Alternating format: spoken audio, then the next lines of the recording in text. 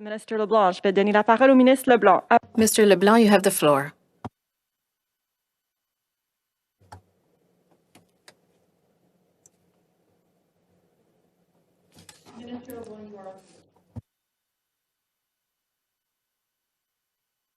Can you hear me now? Loud and clear.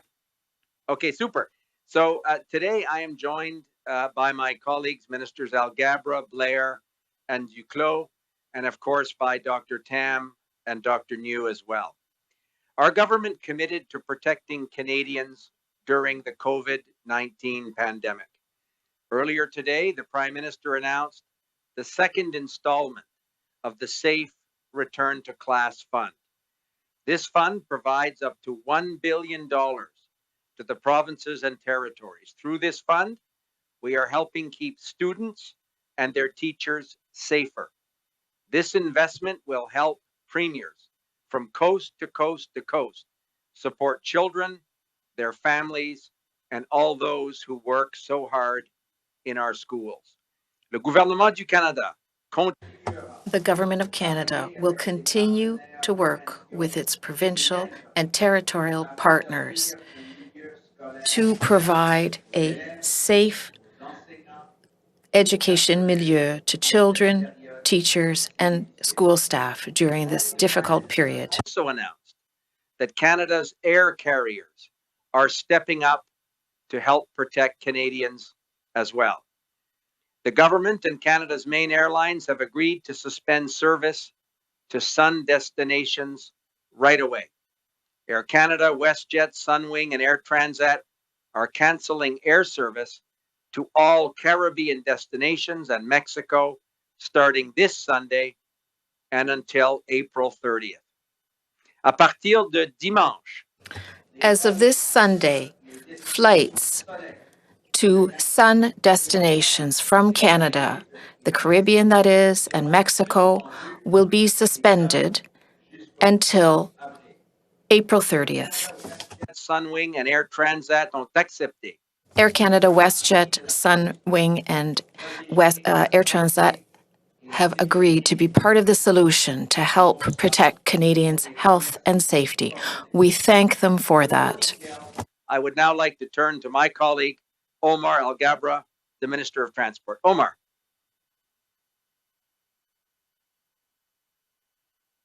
Thank you very much, Minister LeBlanc. Good afternoon, everyone. Bonjour. As we've said repeatedly over many months, now is not the time to travel. Our government has implemented a comprehensive, multi-layered approach to protect the health and safety of Canadians. All along, our work has been informed by the latest science and data, as well as by the guidance of public health officials. The best way to protect yourself, your family, and those most at risk of severe illness from COVID-19 in our communities is to choose to stay in Canada. Today, we are announcing additional measures for travelers entering Canada. These measures will affect international travelers, including Canadians, residents, and non-residents, regardless of the reason for their travel. First of all, as the Prime Minister announced earlier, the government and Canada's airlines, including Air Canada, WestJet, Sunwing, Air Transat, as well as Nolinor, have reached an agreement to suspend all flights to and from Mexico and Caribbean countries until April 30th.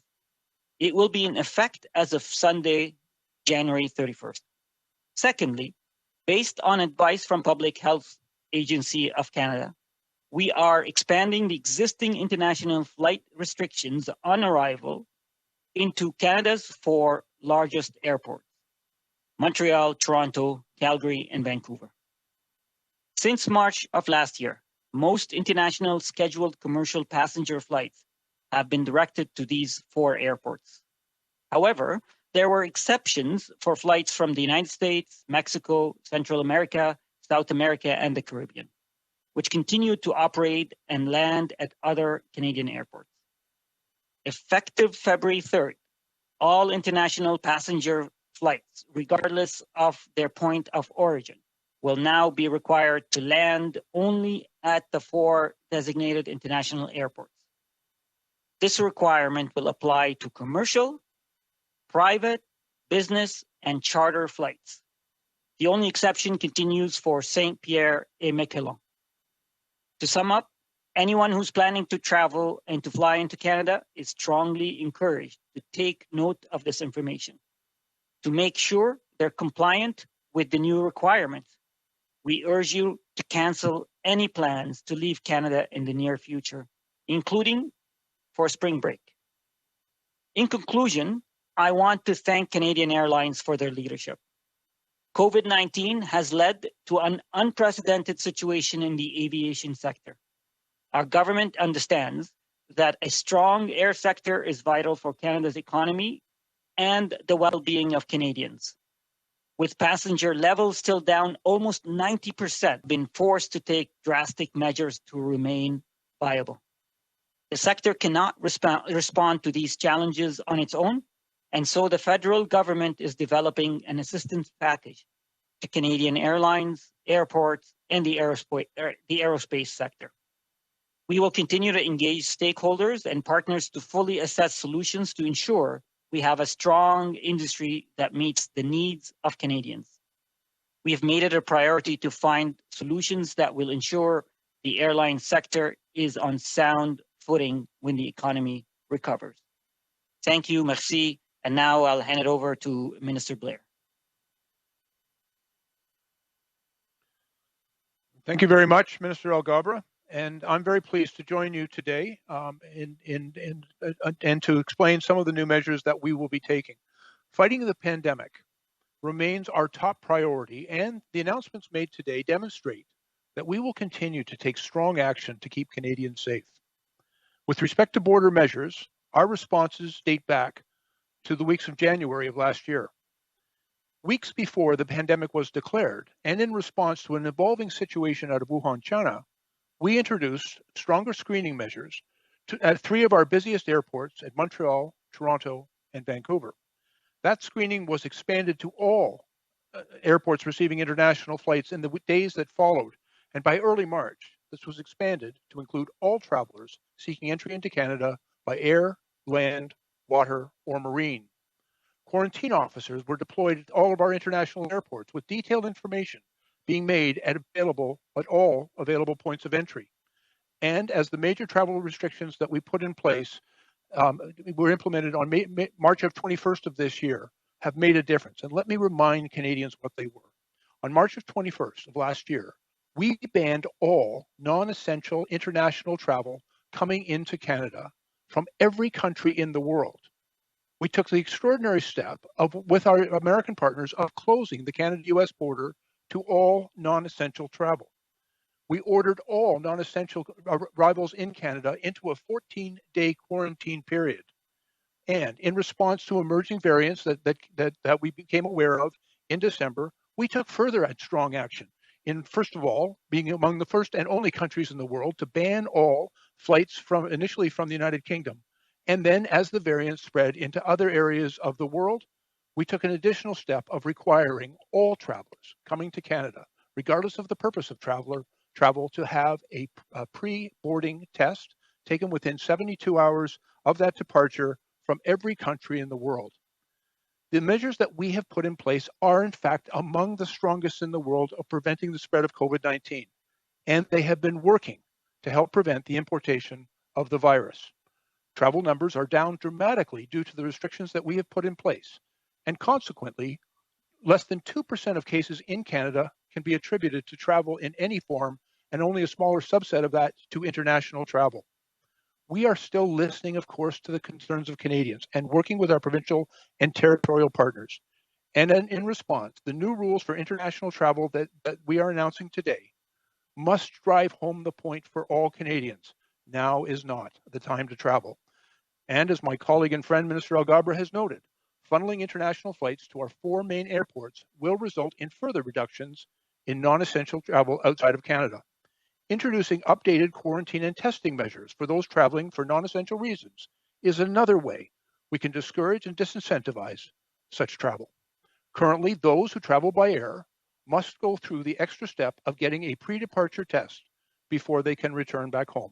And we are happy to report that since the introduction of this measure 2 weeks ago, there has been an overall 30% reduction in all travel by air. And today we are announcing new measures at the land ports of entry that will also be implemented shortly.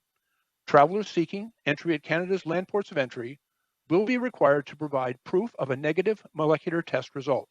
And this new requirement should come as no surprise, as those who travel by air are also already required to provide the pre-departure test. And at the same time, we will continue to support supply chains on both sides of the border. Exemptions are in place for workers who are critical to our economy, our infrastructure, and our safety. And in addition, we are working very collaboratively with our partners in the United States to strengthen our border measures and to keep our countries safe. As a reminder, having a negative test does not replace the absolute requirement of the quarantine period, which will remain mandatory for 14 days. And no matter where you're coming from or how you may enter Canada, and unless explicitly exempt, you are still required to quarantine for 14 days upon arrival. The enhanced presence of border services and public health officers at the border will help ensure that travelers understand their obligations, and compliance with these obligations is absolutely essential. The penalties for non-compliance can be severe, including up to jail time and substantial fines. I want to also deal with the issue of the responsibility of local police of jurisdiction in the enforcement of the quarantine requirements. The Contraventions Act and regulations designate that contraventions of certain offenses under the Quarantine Act can result in ticketing in certain setting fine amounts. For those contraventions, tickets can be issued in those provinces that have agreements with the federal government to enforce the Federal Contraventions Act. The province of Quebec has such an agreement with Canada. From the outset, since April, the RCMP have been supporting the Sûreté de Québec in the enforcement of the quarantine provisions. And we have recently been advised that the province of Quebec and the Sûreté now is able to have the capacity to take over full responsibility for the enforcement of these acts. We'll continue to work collaboratively and supportively with all of our policing partners across the country. Contraventions Act remains one of our most effective tools in ensuring that we do not allow the virus to spread in Canada. We urge Canadians who are required to quarantine to comply with the Act, and we'll work closely with the police of every jurisdiction to ensure that those rules are enforced. We'll continue to prioritize the health and safety of Canadians as we make decisions and adapt in real time to the evolving situation. And as I've said, we'll continue to work with our partners domestically and in foreign countries to address all of the measures that are needed moving forward. And at all times, we will rely on science and evidence to inform all of the steps that we are taking. Thank you very much. And I'll now turn the floor over to, I believe, my colleague, Minister Duclos. Merci beaucoup. Thank you very much, Minister Blair. Hello, everyone. I am very glad to be here for this important announcement today on transportation and the new measures. They come in addition to the strict measures that we've already put in place since the very beginning of the pandemic. Quickly, 4 important measures. The 4 major airliners servicing Canadians will no longer be flying to the Caribbean and Mexico. Second of all international flights will be funneled to 4 Canadian airports. Third of all, there will be a required molecular test upon arrival in Canada for all travelers. Fourth,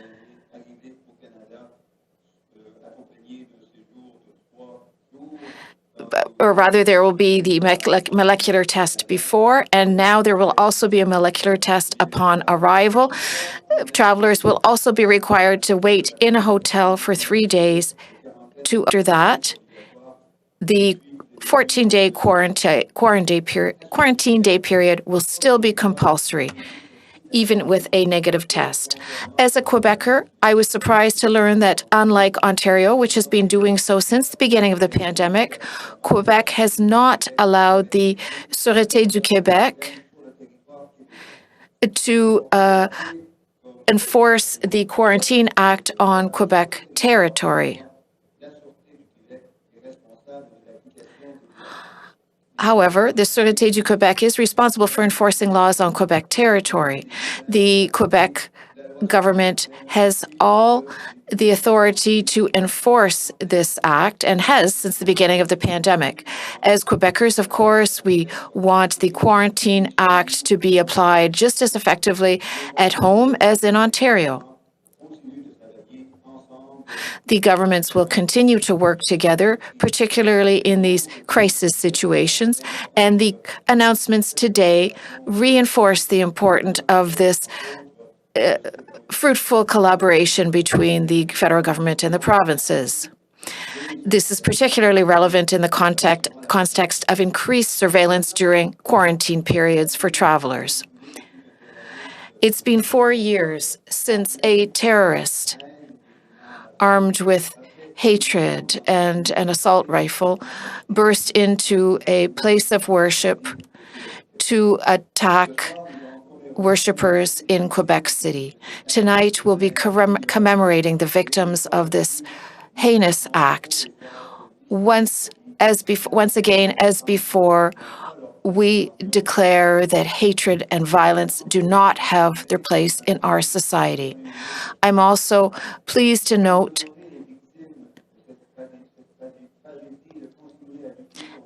that we will be continuing to fight against Islamophobia and commemorate the victims. For this reason, we have declared January 29th as National Day of Remembrance of the Quebec City Mosque attack and action against Islamophobia. Dominique, you have the floor. Thank you very much, Jean-Yves, Bill, and Omar. As usual, we'll now ask Dr. Tam and then Dr. New following her to speak. Bonjour à toutes et à tous. Hello, everyone. Been over 766,103 cases of COVID-19 in Canada, including 19,664 deaths and just over 57,000 active cases across the country. With the recent decline in case counts nationally, there are now an average of almost 4,900 new cases being reported daily over the last 7 days. However, as severe outcomes lag behind disease activity, the number of people experiencing severe illness remains high. And over the past week, there have been an average of almost 4,200 individuals with COVID-19 being treated in Canadian hospitals, including 855 in critical care and 149 deaths each day.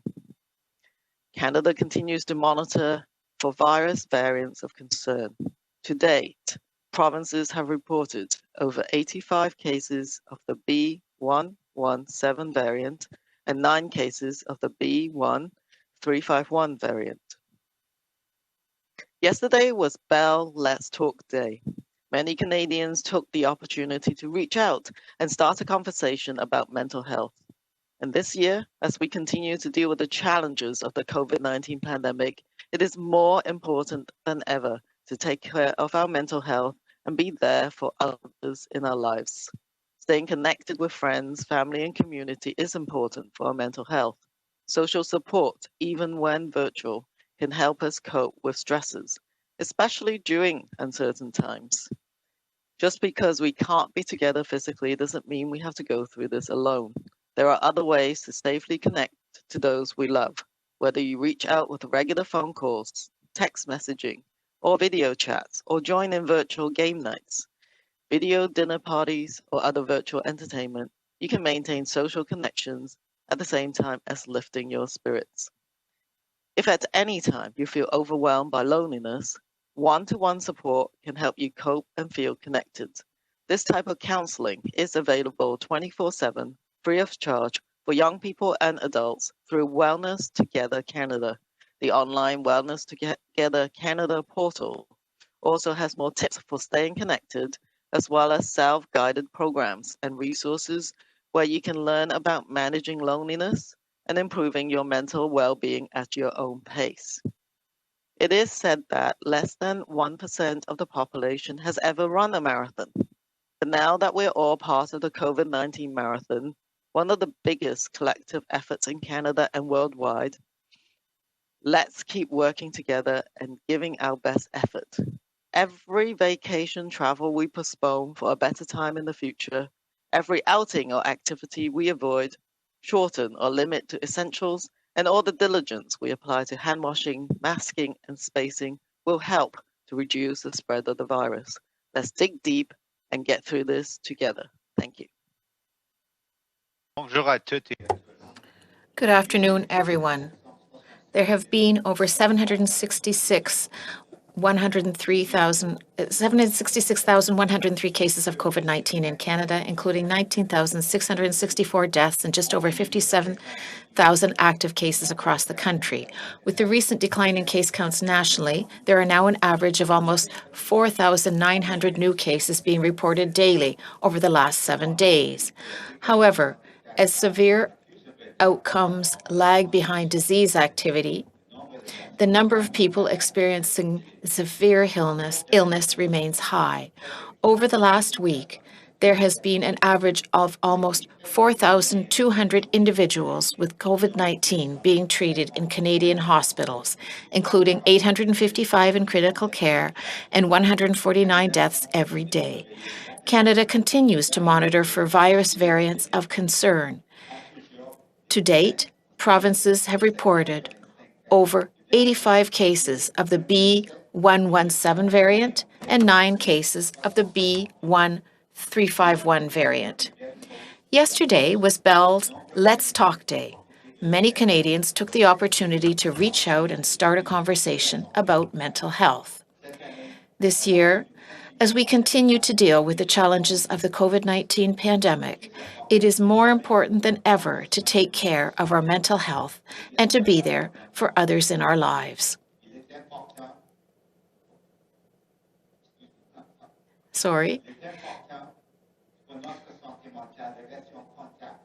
Staying connected with friends, family, and community is important for our mental health.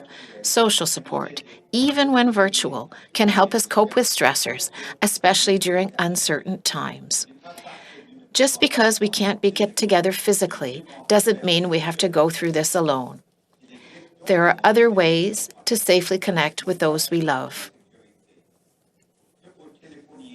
With calls, text messaging, or video chats, or join in on virtual game nights, video dinner parties, or other virtual entertainment. You can maintain social connections at the same time as lifting your spirits. If at any time you feel overwhelmed by loneliness, one-to-one support can help you to cope and feel connected. This type of counseling is available 24 hours a day, 7 days a week, free of charge for young people and adults through Wellness Together Canada. The online Wellness Together Canada portal also has more tips for staying connected, as well as self-guided programs and resources where you can learn about managing loneliness and improving your mental well-being at your own pace. It is said that less than 1% of the population has ever run a marathon, but now we are all part of the COVID-19 marathon, one of the biggest collective efforts in Canada and worldwide. Let's keep working and giving our best effort. Every vacation trip we postpone for a better time in the future, every outing or activity we avoid, shorten, or limit to essentials, and all the diligence we apply to hand washing, masking, and spacing will help to reduce spread of the virus. Let's dig deep and get through this together. Thank you. Merci beaucoup. Thank you, Dr. New. Corinne, we're ready to take questions. Now. Merci. Nous allons donc passer à la period. As a reminder, each reporter gets one question and one follow-up. À titre Donc, pour vous rappeler, titre de rappel, chaque journaliste a le droit à une question et une question de suivi. Opérateur, à vous la parole. Thank you. Merci. Please press star 1 at this time if you have a question. Veuillez appuyer sur étoile 1 maintenant pour poser une question. And the first question, la première question est de Mackenzie Gray. Your line is open. Hi there. First question is either for Dr. Tam or any of the ministers who want to answer it.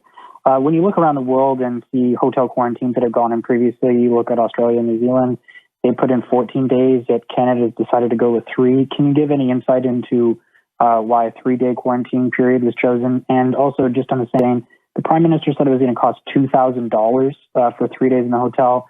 Can you give us any more information on why that is the number? Because that seems quite steep for 3 days. Yeah, I think, as all of these announcements, there are many today, it's really looking at all the different layers of additional measures we're already putting on top of the existing ones. So the basic foundation of our public health measures is the 14-day quarantine. So what we're looking at is that we're already having mandatory pre-departure tests. We're going to get an arrival swab, and then people are going to go to the hotel to await the essentially the results.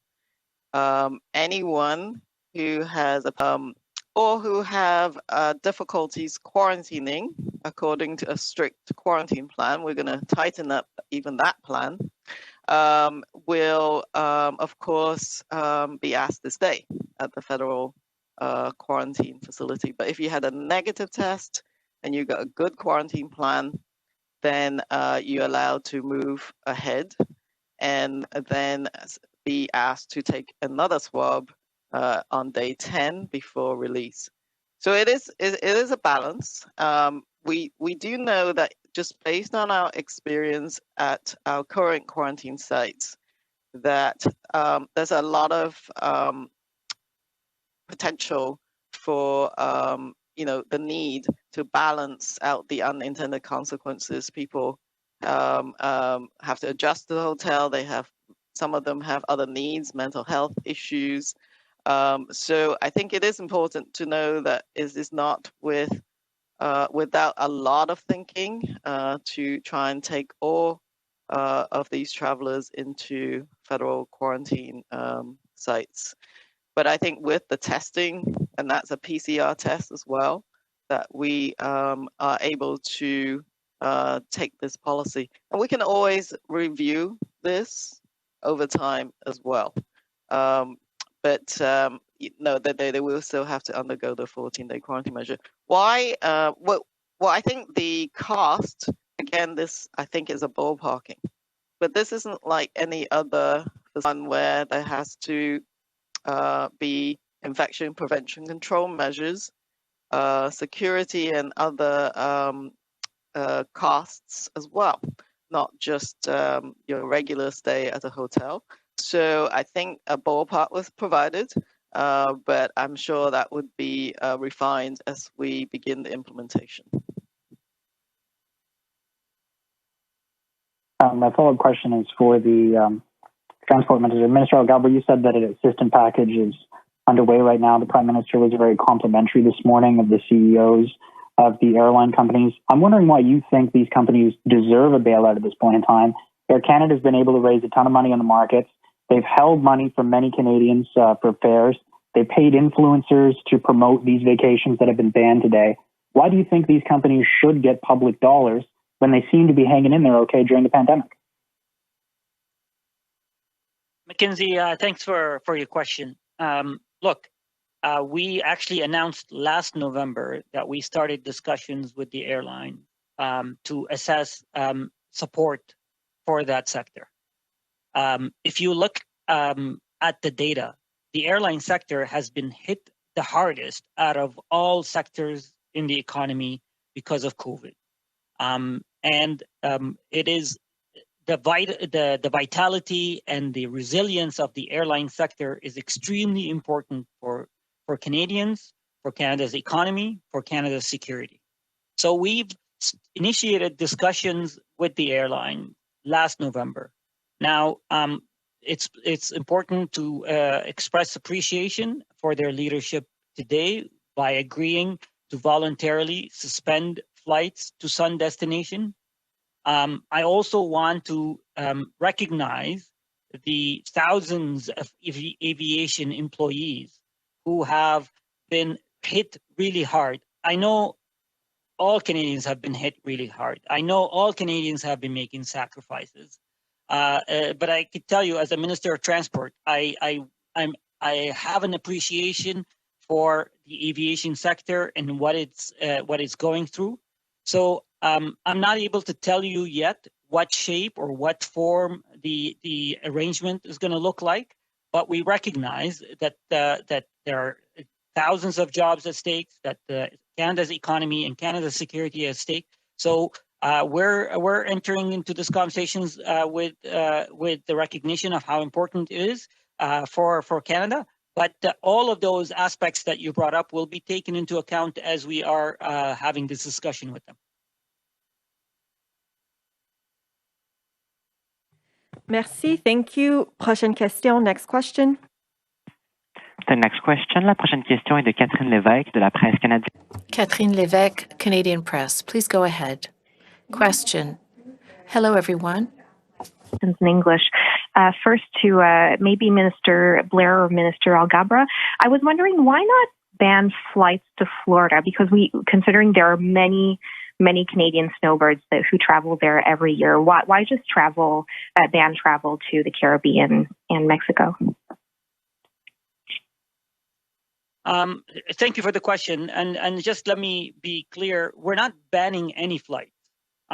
What we're doing is we're calling on all Canadians to cancel their flights, not just to the Caribbean, not just to Mexico, to all destinations. So the Prime Minister has been clear for a while. I'm repeating it right now. We're calling on all Canadians to please cancel your vacation.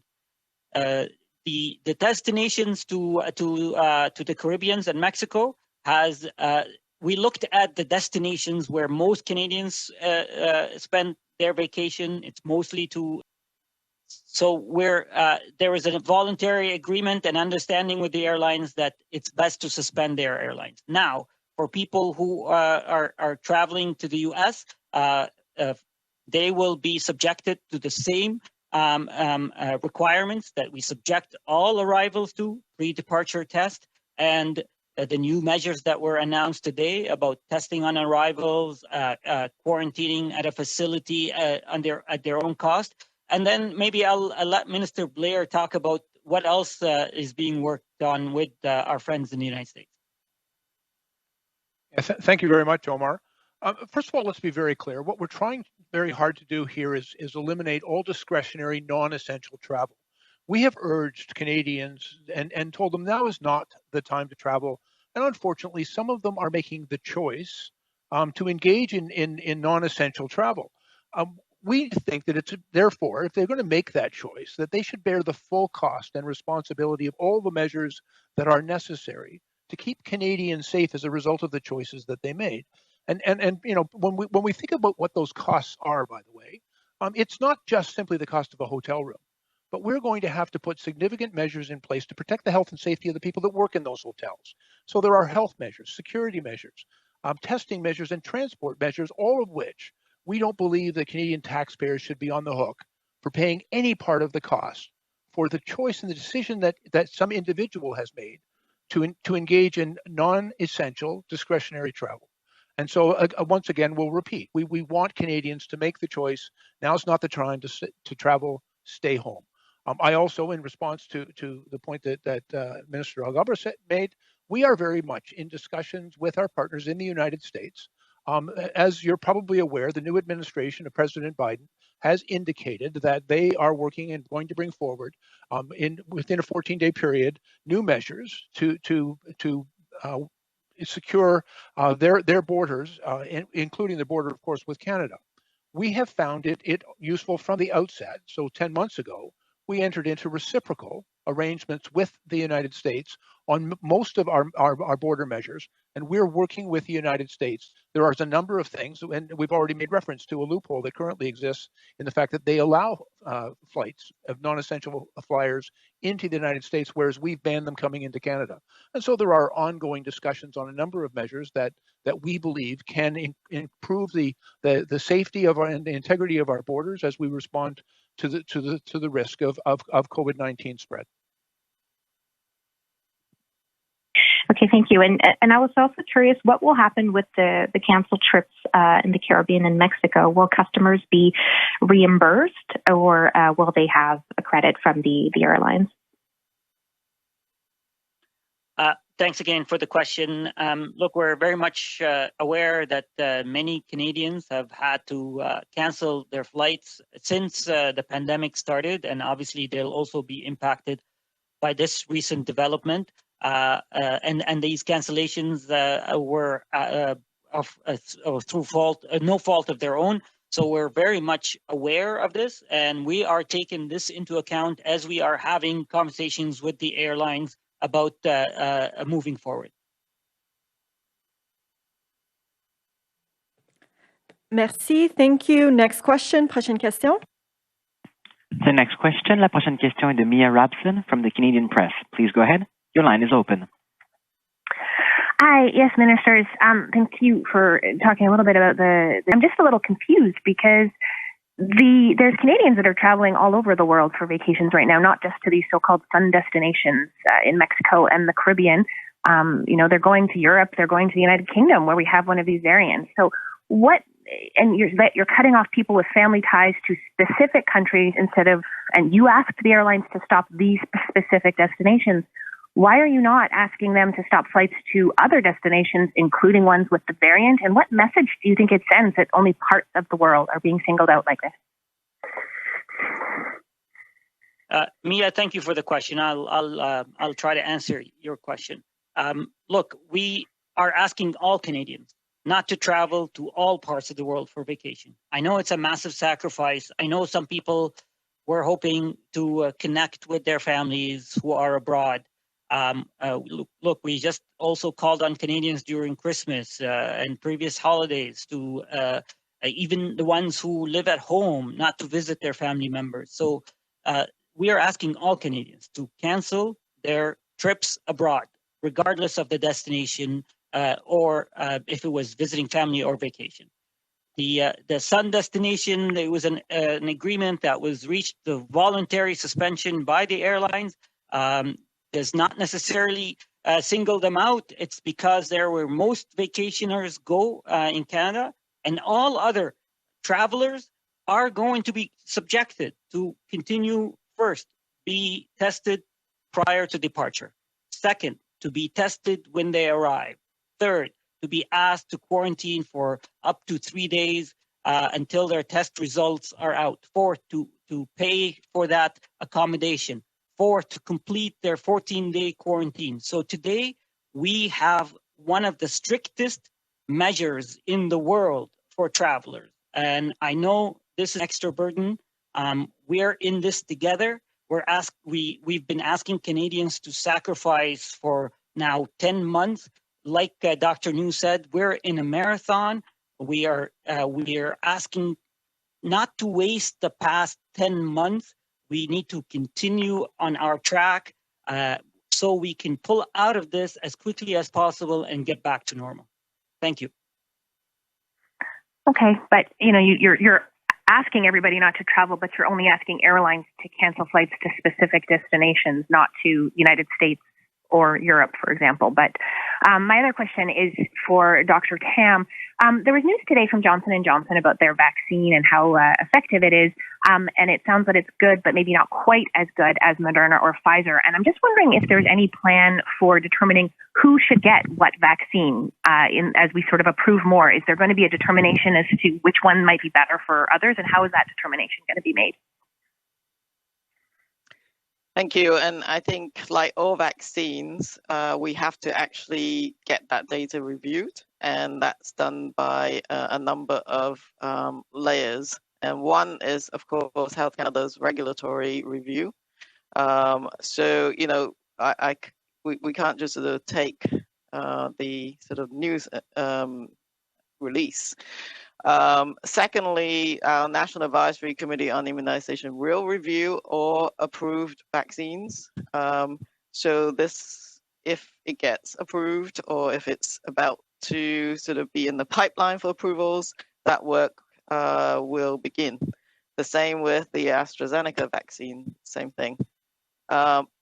We will have to look at the data in relation to that particular vaccine. So in the clinical trials, what age groups were looked at, and other specific information that will help us, provide that those recommendations. So, and then of course, after the National Advisory Committee on Immunization has provided recommendations, we facilitate, discussions amongst the Special Advisory Committee on COVID-19 and other federal, provincial, territorial tables, such as the Canadian Immunization Committee, to come together to look at what the recommended views might be. So because right now we're in a very, I think, challenging period when many of vaccines, we would love to have more of them, but we don't have them right now. So how do we best use these other vaccines, should they become available, is really important, but it is quite a complex picture. So that's why, at the outset, we said that this is one of the most complex vaccine programs we'll ever implement in Canada. But there are other features of these vaccines. For example, Janssen is a 1-dose vaccine. AstraZeneca is 2 doses, but they can be stored and they can be logistically much easier to handle than the mRNA vaccines. And so those are the kind of characteristics and criteria that will be reviewed for how do we best use the supplies that we may get of new vaccines. Merci. Thank you. Prochaine question. Next question. The next question, la prochaine question est de Marie Vastel du Devoir. Please go ahead. Marie Vastel, Le Devoir. Question. Question is for Dr. Tam, so I'll ask it in English. I was hoping to get a little bit more of a concrete explanation of what the increased surveillance will be. In the Prime Minister's announcement, it says that people who test negative on arrival will be able to go back home to finish their quarantine under increased surveillance. Can you give us examples of what exactly will change with these new measures? You mentioned in an earlier response to a question that the quarantine plan would be tightened up. Is that it? Like, is that the only thing that is changing, or what else is changing? Yes, so there's many different layers of strengthening. So first of all, and even starting today, there'll be increased security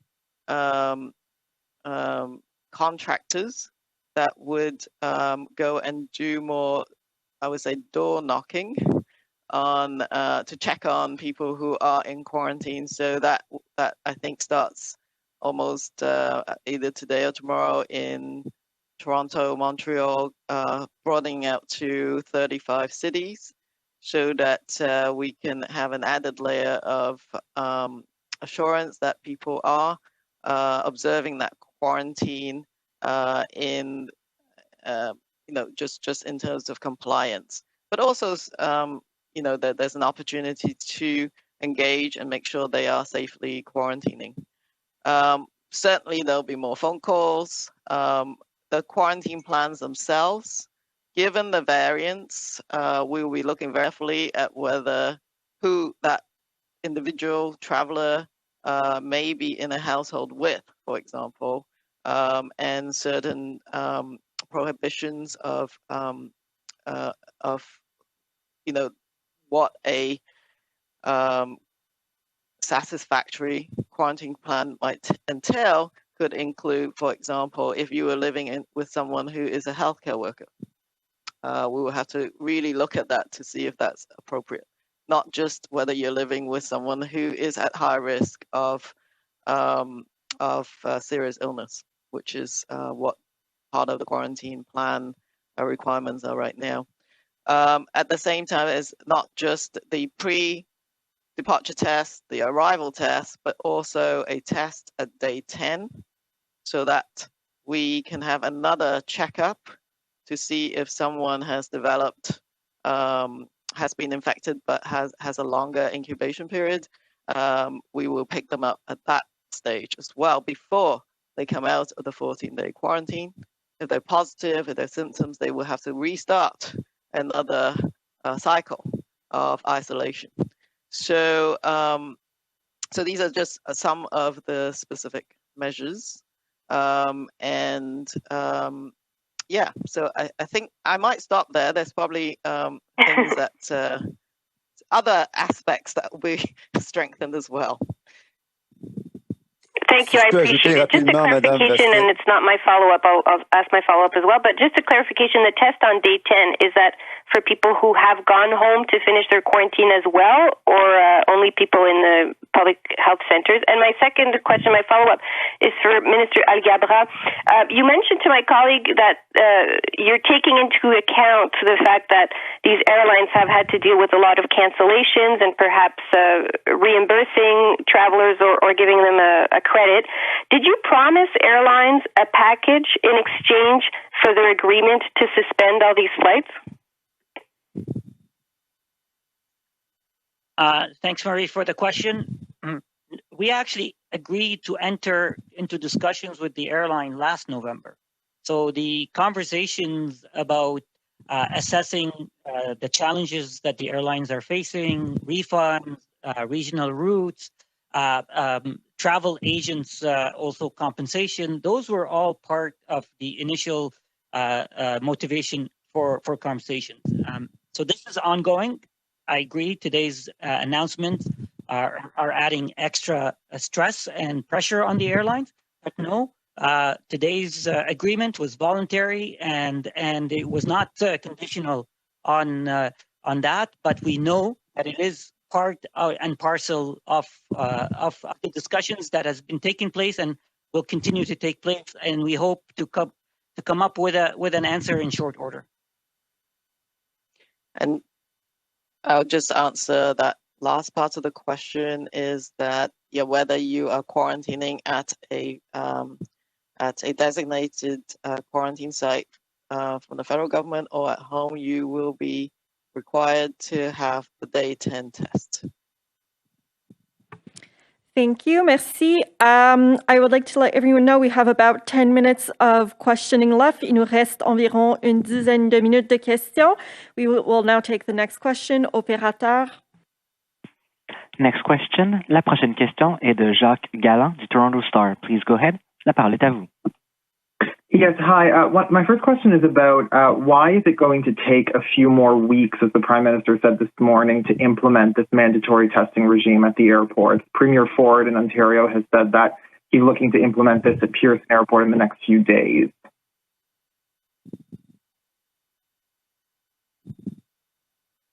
So this is Teresa Tam. I'll answer that question first. Of course, there's ramping up of implementation, so that is important. But what you've also mentioned is also important in that we do have pilots, taking place in different areas of the country, and they have been absolutely valuable in helping us look at the implementation of testing at the point of arrival and later on. So Alberta has a pilot, Toronto, and with Montreal as well. So these pilots, in the meantime, will continue or to be implemented, so that it totally helps how we're going to escalate the testing measures at the airport, and just want to thank the provinces who've been collaborating with us on those. And perhaps perhaps I can add something as well. I've been having an ongoing discussion with Premier Ford and the Ontario government about the importance of strengthening our posture at the border. So the decisions that were taken and announced by the Prime Minister today to have this mandatory testing on arrival at 4 airports, obviously including the Toronto Pearson Airport, I think respond to the concerns of the Ontario government. And they have offered from the beginning of this conversation to be partners with us. And I think it's important to reinforce that partnership and say that we'll work with the Ontario government and all these measures going forward. I don't know if my colleagues, Bill Blair or Omar, want to add something.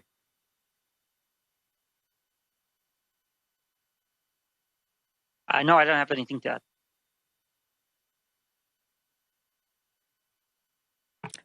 Okay, did you have a follow-up? Yes, I also just wanted to ask about Vaccinated international arriving passengers. I've already heard from one Canadian woman in Florida who says she and her husband have both been fully vaccinated, and she's wondering if these new travel measures will also apply to people who have been vaccinated.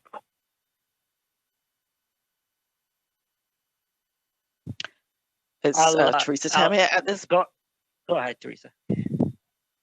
Yes, at this point in time, yes. Obviously, this is an area of ongoing discussion, and there's one of international to look at the impact of immunization. There's still some unanswered questions about the effectiveness of the vaccines in reducing transmission and the duration of protection. But we expect those kind of questions to get answered in the coming months. But it is an area of active discussion from an international perspective, for sure.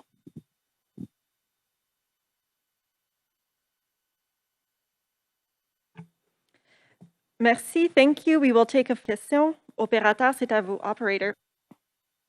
Thank you. The next question, la prochaine question est de Émilie Bergeron de l'agence QMI. Please go ahead. Émilie Bergeron, QMI. Question. Hello. With these additional measures for quarantine, do you have an idea how much all this will cost the federal government?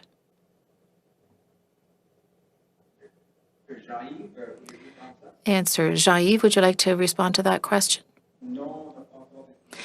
We still do not have an estimate for these measures. They're severe measures and solid measures that are being developed and implemented, and we'll have more information in the coming days.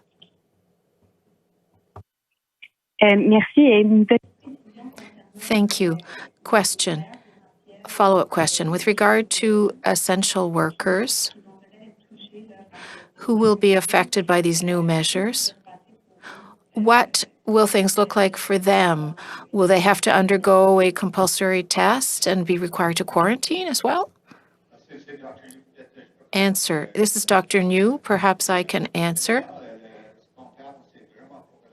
What we're talking about right now is really for non-essential voyageurs. That is definitely clear. When it comes to essential workers, however, who are required to perhaps cross the border with the U.S., truckers bringing in food or other essential goods, well, we're currently examining other options. Perhaps there could be some sort of testing, regular testing, or other public health measures, individual health measures.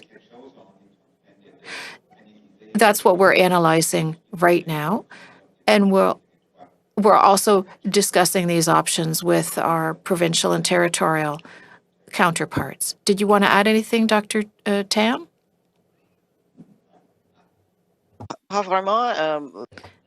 Not really. The requirements for a pre-boarding test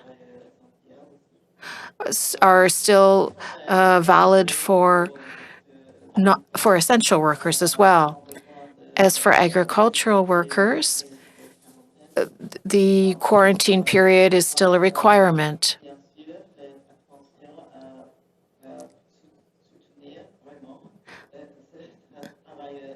Of course, we'll be careful to truly support these essential workers. And safe places to quarantine as well. So again, working with the provinces and territories, on va travailler étroitement avec We'll be closely working with all the sectors, the provinces and the territories for these measures for essential workers. Merci à tous. Thank you. This puts an end to today's press conference. Ceci met fin à la conférence de presse d'aujourd'hui. Bonne journée.